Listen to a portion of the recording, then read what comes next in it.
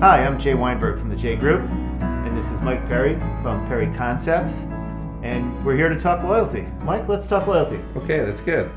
So what I want to talk about today is points on a rewards program. Should you have a points-based program or not?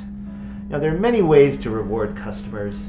You could have a points-based type rewards program. You can have discounts, buy something, get something. You can have more soft benefits, such as specific access to something. You can have more surprise and delight rewards that people aren't necessarily aware of until they get something.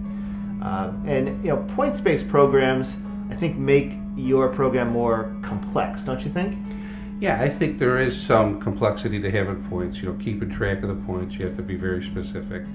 But there's some good things that marketers like about points. One, the consumer's already trained, with the industries that have been using them for a long time. Credit card companies, right. Airlines, hotels. So the consumers are already there. Second thing is, there's a lot of flexibility, right, for a marketer. We could have double point Wednesday, or triple points after midnight, or just on this category you can use extra points. So you don't really get the hard cost margin dilution when you're giving away points. So marketers kind of like them, but as you know, CFOs aren't really too excited about them. So in my experience, before you jump into points, you might want to meet with the CFO and your finance team, talk about the strategy that you're going to be launching a reward program, and you're looking at points, and the points are going to have a value.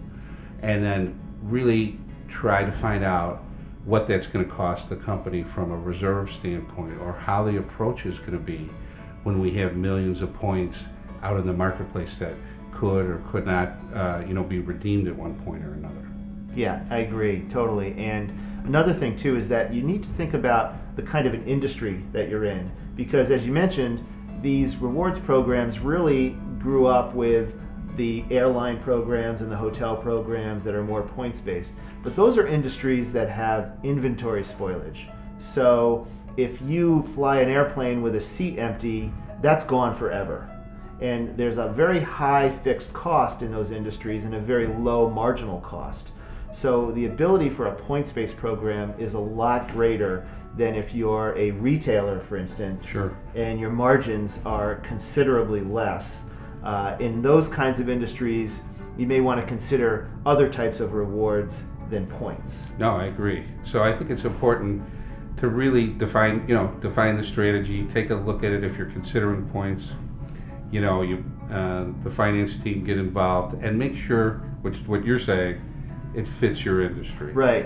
And if you're thinking about a program that's going to be shared among various retailers, or should say various companies, now points becomes even more difficult, because now you have to herd cats in the sense that everyone thinks they're going to get the short end of the stick when you have a points-based program, and you have to somehow manage and smooth over that program among various companies, and that makes it just much more hard to do. So I would totally stay away from that if you have that kind of an industry. If you're in that industry. Right. So to recap, first, make sure you check with the CFO. Secondly, make sure your industry fits well for points. And third, make sure you consider all your options when it comes to rewards marketing as opposed to just points. So that's it for today. Thanks for watching, and we'll see you next time on Let's Talk Loyalty.